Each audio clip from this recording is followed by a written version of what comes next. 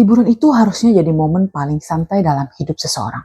Tapi buat satu pria ini, liburan justru jadi titik awal dari sesuatu yang sampai sekarang belum ada yang bisa jelasin. Yang bikin kasus ini beda dari yang lain, semuanya terekam kamera. Wajahnya, gerak-geriknya, bahkan detik-detik terakhir sebelum dia menghilang. Dan tetap saja, nggak ada yang tahu dia ada di mana. So, ini dia Lars Joachim Mitteng. Gimana kisah selengkapnya? Yuk langsung aja kita ke Midun. Lars Joachim Mitteng lahir 9 Februari 1986. Dia besar di kota kecil Itzehoe, Jerman. Hidupnya nggak ada yang aneh. Dia kerja di pembangkit listrik, punya lingkaran teman yang solid, punya pacar, dan cukup dekat sama keluarganya. Bahkan waktu ayahnya kena stroke, Lars rutin bantu di rumah orang tuanya sepulang kerja. Jadi kalau kalian ngebayangin sosoknya, ini bukan tipe orang yang suka drama. Bukan tipe yang punya musuh juga. Bukan yang hidupnya penuh dengan masalah. Dia ya cuman cowok biasa. Nah, Juni 2014, Lars mutusin liburan bareng 5 temen deketnya ke Golden Sands, resort pantai di Bulgaria yang emang populer buat turis Eropa. Dan yang bikin menarik, ini baru pertama kalinya Lars keluar dari Jerman. Liburan pertamanya ke luar negeri. Dan ini harusnya jadi momen yang seru kan? Beberapa hari pertama di Golden Sands berjalan dengan lancar. Pantai, matahari, makanan enak, ketawa-ketawa sama temen. Ya pokoknya normal banget deh. Tapi di suatu malam, beberapa hari sebelum mereka harusnya pulang, Lars terlibat perkelahian sama sekelompok orang. Versi lengkapnya tuh nggak pernah benar-benar dijelasin ya. Tapi yang pasti Lars ini kena pukul dan dari pukulan itu telinganya jadi bermasalah. Karena cedera itu, dokter menyarankan Lars buat nggak naik pesawat dulu. Gendang telinganya ini butuh waktu buat pulih. Dan kalau naik pesawat kan tekanan kabin pesawat ini bisa bikin kondisi telinganya ini makin parah dong. Jadi diputuskan teman-temannya Lars ini pulang duluan dan Lars tinggal sendirian di Bulgaria. Nunggu sampai kondisinya membaik dan dia bisa terbang dengan aman. Dan disinilah semuanya mulai terasa aneh. Teman-temannya bilang sebelum mereka pisah, sikap Lars ini udah mulai berubah. Dia kelihatan gelisah, paranoid, nggak seperti biasanya deh. Tapi mereka pikir mungkin itu efek dari kejadian perkelahian kemarin. Siapa yang nggak shock kan? Mereka nggak tahu itu adalah hari terakhir kalinya mereka ketemu Lars secara langsung. Beberapa hari Lars sendirian di Bulgaria, dia sempat telepon ibunya, yaitu Rinette Mitteng. Dan isi telepon itu yang bikin semua orang merinding. Lars bilang ke ibunya bahwa dia merasa ada orang yang mengikutinya, bahwa dia nggak aman, bahwa ada orang yang mau nyakitin dia. Ibunya tuh tentu panik dong, namanya juga ibu kan. Tapi ibunya ini tetap berusaha menenangkan Lars. Lars diminta segera ke bandara dan cepat-cepat pulang. Nah, 1 Juli 2014, Lars tiba di Bandara Varna, Bulgaria. Dia ada di sana dan siap untuk terbang. Tapi sebelum masuk ke gate, dia mampir dulu nih ke klinik bandara untuk ngecek kondisi telinganya sebelum naik pesawat dong. Nah, di dalam ruangan dokter, Lars nulis sesuatu di secari kertas dan sodorin ke dokternya. Isi catatannya bikin bulu kuduk kita merinding. Kurang lebih isinya begini. Tolong jangan beritahu siapapun soal ini.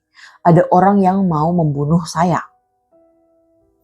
Dokternya jelas kaget dong. Dia berusaha menenangkan Lars. Tapi Lars udah nggak bisa ditenangkan lagi. Di detik berikutnya, Lars lari keluar dari ruangan praktik. Dan dari sini, rekaman CCTV bandara merekam semuanya. Footage CCTV ini yang kemudian viral dan bikin kasus Lars dikenal luas di seluruh dunia. Rekaman ini nunjukin Lars berlari keluar dari klinik, bukan jalan cepat loh, tapi lari, beneran lari. Dia lewatin lobi bandara dengan cepat dengan ekspresi yang jelas-jelas panik. Dia nggak ke gate, dia nggak ke bagasi, tapi dia lari keluar gedung bandara. Nah, di luar gedung ini ada pagar pembatas. Dan Lars tanpa pikir panjang langsung manjat pagar itu dan turun ke sisi lain. Dan lari masuk ke area hutan kecil di dekat bandara. Setelah itu nggak ada rekaman lagi, nggak ada jejak, nggak ada saksi yang melihat kemana dia pergi. Ya, Lars Mitteng menghilang begitu saja. Sedangkan ibunya Rinette langsung terbang dong ke Bulgaria begitu tahu atau begitu mendengar kabar kalau anaknya hilang. Dia mencari, dia lapor polisi, dan dia berkoordinasi sama otoritas setempat. Tapi pencarian itu nggak membuahkan hasil. Satu-satunya barang yang ditemukan adalah tas Lars yang berisi paspor, uang, dan barang-barang pribadinya. Barang itu ditinggal begitu saja di bandara. Dia kabur tanpa membawa dokumen, tanpa uang, dan lari ke tempat yang nggak dia kenal. Oke, sekarang bagian yang paling bikin kepala mumet ya, tentu aja teori. Karena nggak ada jawaban yang resmi sampai sekarang, banyak banget spekulasi yang beredar. Kita bahas dulu dari beberapa yang paling sering disebut. Teori pertama adalah gangguan mental akut. Banyak yang percaya kalau Lars ini mengalami episode psikosis mendadak. Bisa dipicu oleh stres, bisa juga dari perkelahian yang dialaminya. Ada kondisi yang namanya brief psychotic disorder, yaitu gangguan psikotis singkat yang bisa muncul tiba-tiba dan bikin seseorang ngerasa dikejar, terancam, dan merasa nggak aman, bahkan tanpa alasan yang benar-benar nyata. Ini yang paling masuk akal secara medis. Tapi ini juga yang paling menyedihkan, karena kalau benar Lars butuh bantuan dan nggak ada yang bisa ngasih itu ke dia tepat waktu. Teori kedua adalah perkelahian yang lebih serius dari yang dikira. Beberapa orang percaya perkelahian di Golden Sands ini bukan kejadian random. Mungkin Lars tanpa sengaja terseret ke urusan yang lebih besar.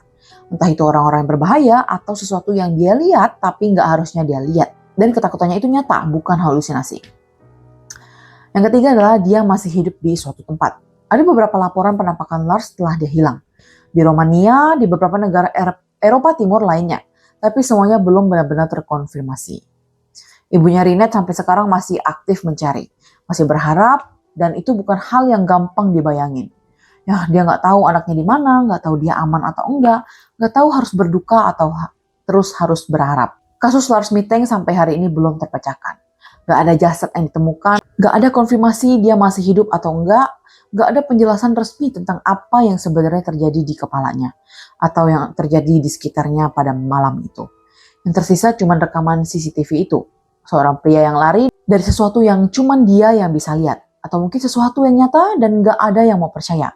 Nah, kalau kalian semua pernah lihat atau punya informasi tentang keberadaan Lars Miteng, keluarganya masih aktif menerima laporan sampai sekarang. Wajahnya bisa kalian cari dengan nama lengkapnya, Lars Miteng. Kasus Lars ini terekam, ada footage-nya, ada titik awal, ada saksi, ada keluarga yang aktif nyari, tapi tetap aja nggak ada jawaban. Nah, kalau kejadian kayak gini aja, yang udah ada rekamannya, yang udah diselidiki, yang udah viral ke seluruh dunia, masih belum bisa dijelasin sampai sekarang, kebayang nggak? Berapa banyak kejadian di luar sana yang bahkan nggak terekam sama sekali, nggak ada yang nyari, atau bahkan nggak ada yang tahu. Itulah kenapa dunia ini penuh dengan teka-teki. Dan yang baru kita bahas tadi, cuma satu cerita kecil dari banyak hal yang belum kita pahami. Semoga suatu hari nanti ibunya Lars ini bisa dapat jawabannya. Baik untuk Lars atau untuk semua misteri yang masih menunggu. So, jangan lupa untuk like dan subscribe kalau kalian suka video dari aku. Dan jangan lupa nyalain loncengnya ya. Bye-bye, see you di Medium episode selanjutnya.